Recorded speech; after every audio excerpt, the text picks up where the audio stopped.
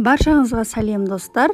Бүгін өздеріңізбен ташкентский шай әзірлейтін боламын. Видеоны соңына дейін қараңыздар. Бізге алдымен жалбыз жапырақтары керек, яғни мята керек. Мятаның жапырақтарын ғана аламыз да, сабағын тастаймыз.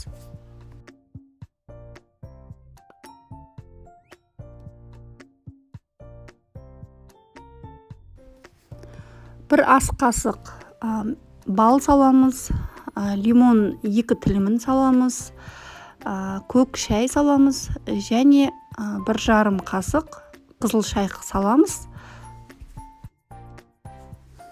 Қайнап тұрған суымызды құйып, қақпағын жабамыз.